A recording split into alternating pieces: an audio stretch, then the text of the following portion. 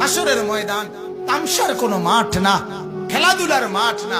হাসরের ময়দান ওই ময়দান যে ময়দানের ব্যাপারে ইব্রাহিম আলাইহিস সালামের মতো নবী আল্লাহকে বলছে, আল্লাহ আমি জানি আপনি আমাকে বন্ধু বানাই, জানি আমি আপনার খলিল, ভয় লাগে মাওলা রব্বি লা তুখজিনি ইয়াউমা ইউবআসুন। আল্লাহ হাসরের ময়দানে আমি ইব্রাহিমকে আপনি বেইজ্জতি করিয়েন না, আমার ভয় লাগে।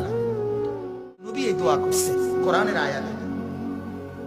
হাদিসের মধ্যে আছে মুসা নবীর মতো নবী আল্লাহর কাছে হাসরের ময়দানের ব্যাপারে বলছে, আল্লাহ হাসরের মাঠে লা আসআলুকা লিয়াউমা উম্মি ওয়ালা উখতি, আমি আমার মাকে চাই না, আমি আমার বোনকে চাই না, বাল আসআলুকা লিয়াউমা নাফসি, আমি মুসা কেবল আমাকে বাঁচাইতে চাই, আমাকে বাঁচাইতে চাই।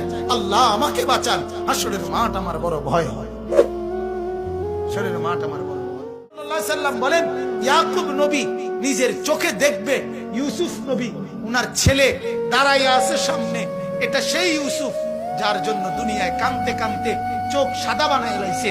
সেদিন হাসরের ময়দানে নবী বলেন, একবারের জন্য ইয়াকুব নবী বলবে না যে আল্লাহ আমার ছেলেটার কি হবে, ইয়াকুব নবী বলবে, ইয়া রাব্বি নাফসি নাফসি, আল্লাহ আমাকে বাঁচান, আমাকে বাঁচান।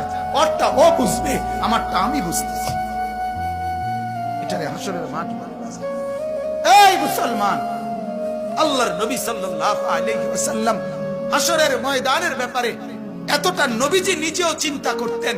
আপনারা সবাই শুনছেন, জানেন, 5 ওয়াক্ত নামাজের পরে উলামায়ে কেরাম থেকে জিজ্ঞেস করে দেখেন, 5 ওয়াক্ত নামাজের পরে নবীজি নিজে যার হাসরের আখিরাতের মর্যাদার কোনো সীমা পরিসীমা নাই, সেই নবী 5 ওয়াক্ত নামাজের পরে যে কতগুলো দোয়া করতেন, এর মধ্যে একটা দোয়া, নবীজির একটা দোয়া ছিল এটা, আল্লাহুম্মা হাসিবিনি হিসাবান ইয়াসীরা।